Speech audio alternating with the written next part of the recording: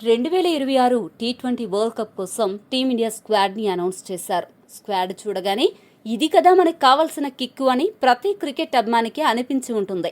శుభ్మన్ గిల్, జితేష్ శర్మలను పక్కన పెట్టి ఇషాన్ కిషన్, రింకు సింగ్లకు అవకాశం ఇచ్చి ఊహించని మార్పులు చేసి అభిమానులకు బీసీసీఐ సర్ప్రైజ్ ఇచ్చింది. దీన్ని బట్టి బీసీసీఐ సెలెక్టర్లు నిద్రలేచారు అనే విషయం స్పష్టమైంది. కేవలం టాలెంట్ ఆధారంగానే సెలెక్ట్ చేస్తామనే గట్టి సందేశాన్నైతే పంపారు. ఈ స్క్వాడ్లో ఉన్న ఫైర్ చూస్తే అపోజిషన్ టీమ్స్కి జ్వరం రావడం ఖాయం. ఎంపిక చేసిన స్క్వాడ్లో భారీ హిట్టర్లు, ఆల్రౌండర్లు, టాప్ స్పిన్నర్లు, ఇలా జట్టు మొత్తం మ్యాచ్ విన్నర్లతో నిండిపోయింది. మరి ఈ 15 మందిలో కప్పు కొట్టడానికి పర్ఫెక్ట్ ప్లేయింగ్ 11 ఎలా ఉండాలి? ఏ తుది జట్టును ఆడిస్తే గ్రౌండ్ దద్దరిల్లిపోతుందో ఇప్పుడు తెలుసుకుందాం. మొదటగా ఓపెనింగ్ డిపార్ట్మెంట్ విషయానికొస్తే ఫస్ట్ ఓపెనర్గా అభిషేక్ శర్మ ఫిక్స్. ఎందుకంటే మనోడు బాల్ని చూసి ఆడ్డు, బౌలర్ని చూసి అసలే ఆడడు, కేవలం స్టాండ్స్ను చూసి ఆడతాడు. 2025లో top run scorer, fastest 1000 runs, ఇన్ని రికార్డులు ఉన్న ప్లేయర్ని పక్కన పెడితే దేవుడు కూడా క్షమించడు. ఇక అతనికి జోడీగా కేరళ కుట్టి సంజు శాంసన్ రావాల్సిందే. గిల్ ప్లేస్లో వచ్చిన సంజు మొన్న అహ్మదాబాద్లో ఆడిన ఆట చూశాక కూడా అతన్ని బెంచ్ మీద కూర్చోబెడితే ఫ్యాన్స్ స్టేడియం గేట్లు బద్దలు కొట్టుకుని వస్తారు. ఇషాన్ కిషన్ స్క్వాడ్లో ఉన్న ప్రస్తుత ఫామ్ ప్రకారం సంజునే ఓపెనర్గా బెస్ట్. ఈ లెఫ్ట్ రైట్ కాంబినేషన్ పవర్ ప్లేలో ఊచకోత కోయడం గ్యారంటీ. ఇక వన్ డౌన్లో మన హైదరాబాదీ ఆణిముత్యం తిలక్ వర్మ ఉండాలి. నిలకడకి మారుపేరు, క్లాస్కి కేర్ ఆఫ్ అడ్రస్ మన తిలక్. వికెట్లు పడితే గోడలా నిలబడతాడు. రన్స్ కావాలంటే రాకెట్లా దూసుకెళ్తాడు. మొన్న సౌత్ ఆఫ్రికా సిరీస్లో man of the series range performance ఇచ్చాడు కాబట్టి ప్లేయింగ్ 11లో అతని పేరు పక్కా. ఇక నెంబర్ 4లో మన కెప్టెన్ సూర్యకుమార్ యాదవ్ వస్తాడు.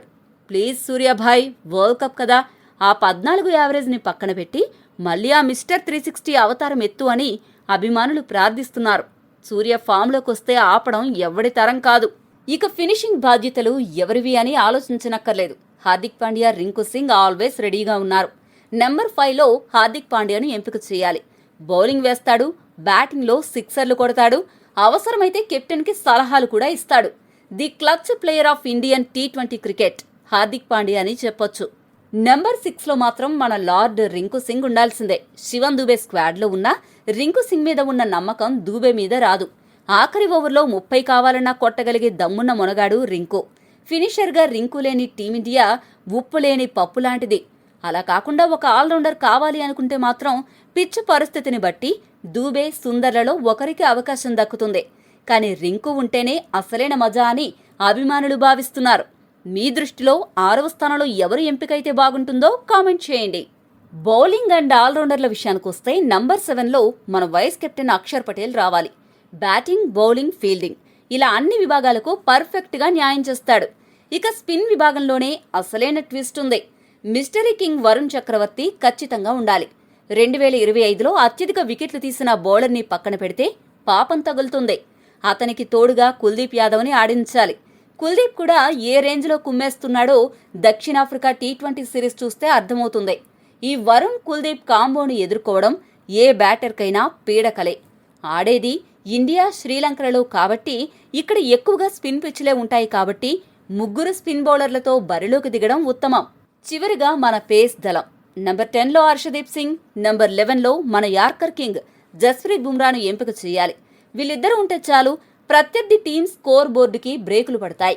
హర్షిత్ రాణా స్క్వాడ్లో ఉన్నాడు కానీ వరల్డ్ కప్ లాంటి పెద్ద టోర్నీలో అనుభవం ముఖ్యం కాబట్టి హర్షదీప్, బుమ్రాలే ది బెస్ట్ ఆప్షన్. సో ప్రపంచ కప్ కోసం ఈ బెస్ట్ ప్లేయింగ్ 11తో దిగితే బ్యాటింగ్లో డెప్త్ ఉంది, బౌలింగ్లో పదునుంది, ప్రత్యర్థికి చుక్కలు చూపించే దమ్ము ఉంది. ఇది కదా పర్ఫెక్ట్ టీం అనేలా ఉంది. ఈ టీంని దించితే కలలో అయినా నిజమైన కప్పు మనదే. మరి ఈ ప్లేయింగ్ 11పై మీ అభిప్రాయం ఏంటి? ఈ టీంలో ఏమైనా మార్పులు చేయాలా? మీ అభిప్రాయాన్ని కామెంట్స్లో చెప్పండి. మరిన్ని స్పోర్ట్స్ అప్డేట్స్ కోసం మా ఛానల్ను సబ్స్క్రైబ్ చేసుకోండి.